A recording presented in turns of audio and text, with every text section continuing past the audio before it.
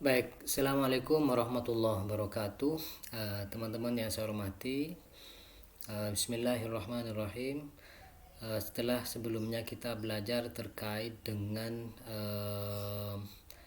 ruang lingkup tafsir kontemporer, pada kesempatan kali ini kita akan berdiskusi tentang asumsi dasar dan paradigma tafsir kontemporer. Ya, pertama-tama diskusi ini kita akan melihat apa itu paradigma, ya.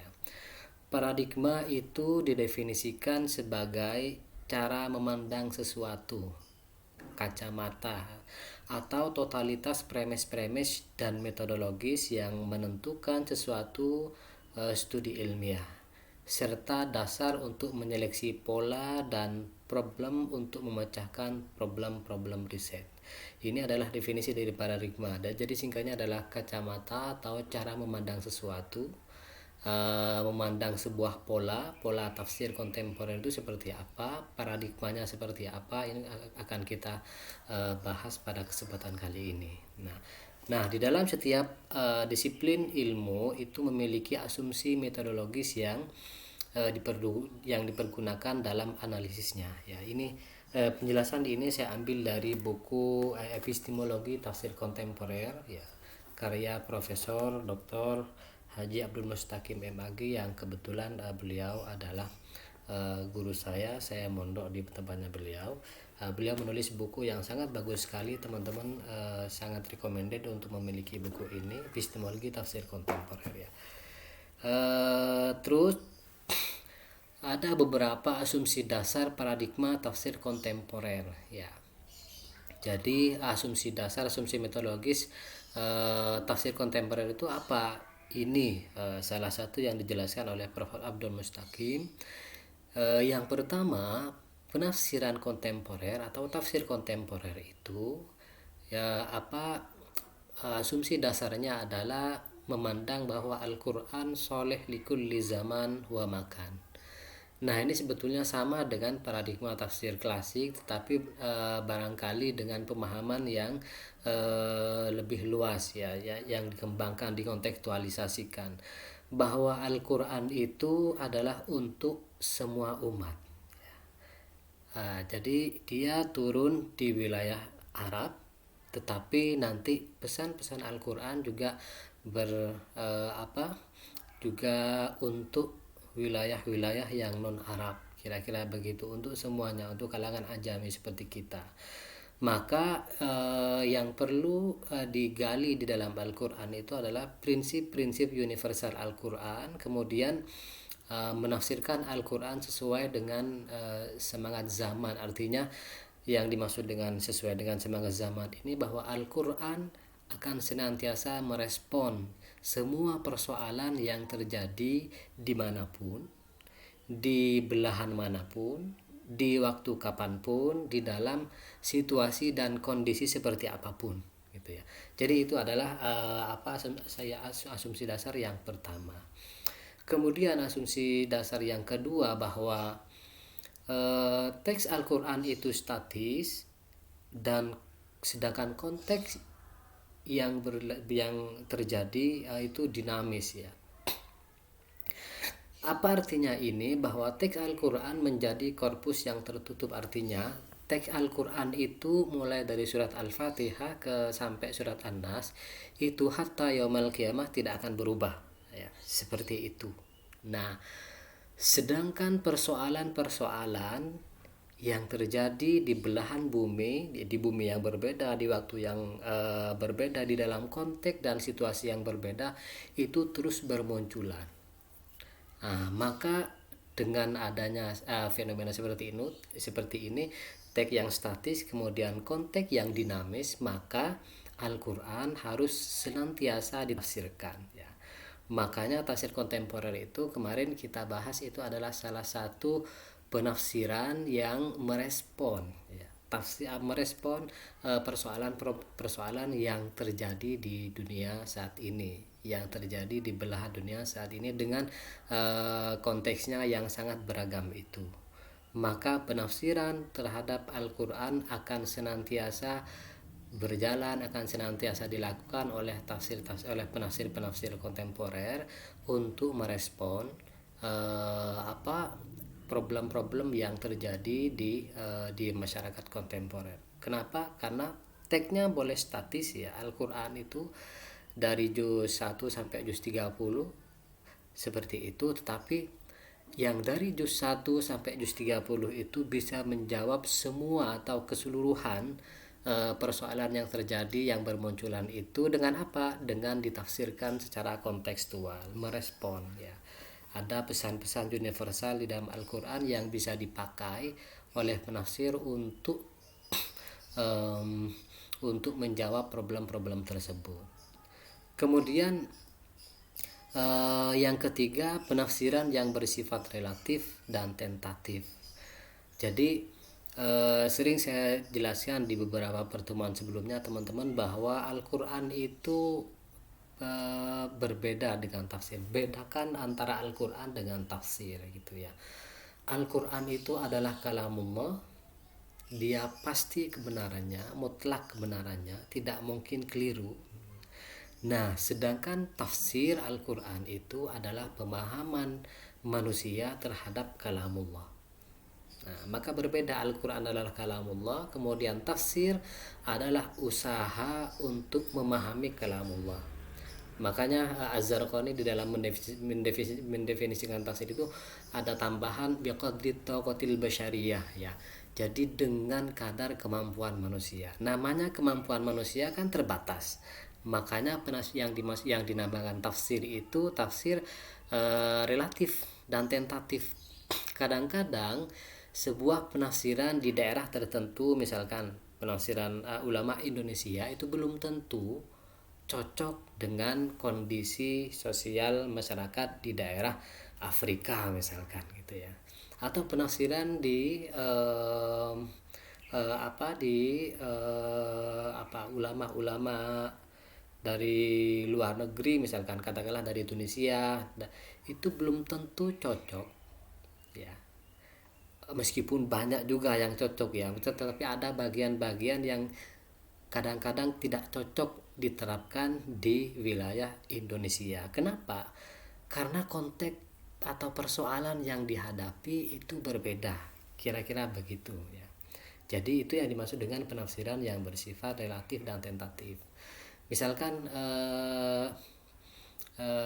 seperti yang dijelaskan di sebelumnya, Nabi pernah memaknai wa'iddu lahum mastata'tum biquwwah ya. Jadi persiapkanlah untuk mereka masuk Islam pada waktu itu sekuat tenaga kalian, biquwwah dengan kekuatan ya. Nabi menafsirkan al-quwwah itu ala innal quwwata ar-ramyu. Sesungguhnya kekuatan di sini adalah memanah gitu ya. Nah, tentu pemahaman Nabi ini kontekstual pada masa itu, karena memang kekuatan pada waktu itu yang paling bagus adalah ar-ramyu, memanah, ditafsirkan dengan memanah.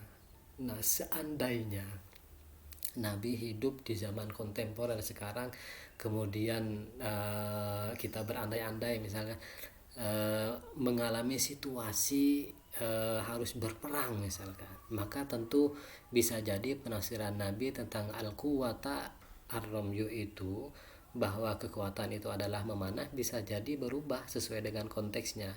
Kalau sekarang kekuatan ya bisa dengan barangkali dengan bom, dengan senjata nuklir dan macam-macam dan semacamnya itu ya.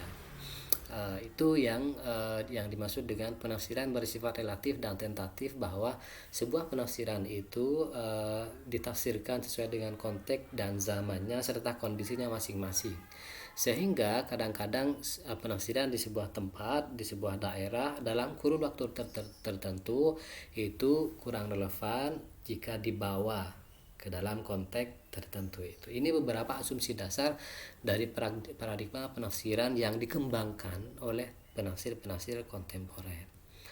Nah, karakteristiknya bagaimana? karakteristik paradigma tafsir kontemporer ini lagi-lagi saya sampaikan bahwa ini keterangan ini saya ambil dari bukunya Prof. Mustaqim, epistemologi tafsir kontemporer. Yang pertama,